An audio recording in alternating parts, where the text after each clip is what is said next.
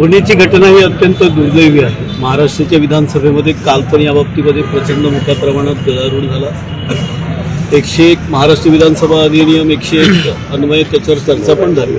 आज पण त्याच्यावर चर्चा होती। काल पण आम्ही त्या चर्चेमध्ये भाग घेतला आणि सोमनाथ सूर्यवंशी यांच्या कुटुंबियांना त्या ठिकाणी आर्थिक मदत तर दिलीच पाहिजे, परंतु ज्याच्यामुळे कोम्बिंग ऑपरेशन केलं गेलं त्या अधिकाऱ्यावर त्याच्यावर त्वरित कार्यवाही केली पाहिजे, त्याला बडतर्फ केली पाहिजे आणि या प्रकरणाची संपूर्ण प्रकरणाची न्यायालयीन चौकशी केली गेली पाहिजे। कारण जोपर्यंत या बाबतीत न्यायालयीन चौकशी होत नाही तोपर्यंत खऱ्या अर्थानं त्याला न्याय भेटू शकत नाही।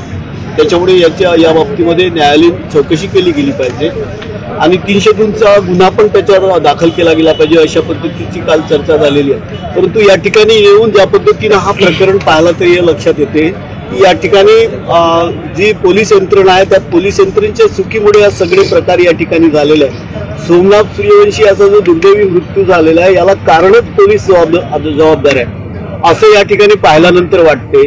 त्याची आई आणि भावांचे जे आपण ऐकून घेतलं तर त्याच्यावरून असं लक्षात येते का सोमनाथ सूर्यवंशी याला हार्ट अटॅक नाही आला, तर याचा दुर्दैवी मृत्यू पोलिसांच्या मारहाणीमुळे झाला आणि पोलीस कोठडीत झाला। त्याच्यामुळे त्या पोलिसावर त्वरित कार्यवाही झाली पाहिजे। या ठिकाणी एक विचित्र अशी गोष्ट दिसते का पोलीस जिल्हाधिकाऱ्यांचा काही आदेश नसताना किंवा एसपीचा काही आदेश नसताना एक LCBचा PR दर्जाचा माणूस कसं काय याच्या ठिकाणी हे सगळी कार्यवाही करू शकतो हा एक मोठा प्रश्न आहे। आणि म्हणून सगळ्या पोलीस यंत्रणेवर या ठिकाणी एक प्रश्नचिन्ह निर्माण होतो आणि म्हणून माननीय मुख्यमंत्री महोदय या ठिकाणी त्वरित कार्यवाही करतील आणि या ठिकाणी सगळ्या लोकांची जी मागणी आहे त्या सोमनाथ सूर्यवंशी यांच्या कुटुंबियांना 50 लाख रुपयेपर्यंत दिले गेले पाहिजे।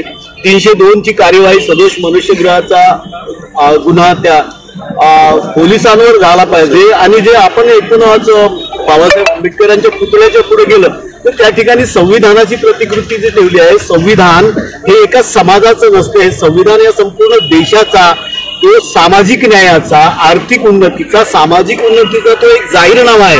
आणि म्हणून संविधानाचा अपमान जर कोणी करत असेल तर त्याच्यावर देशद्रोहाचा गुन्हा झाला पाहिजे अशा पद्धतीची मागणी आपण त्या ठिकाणी केलीच होती।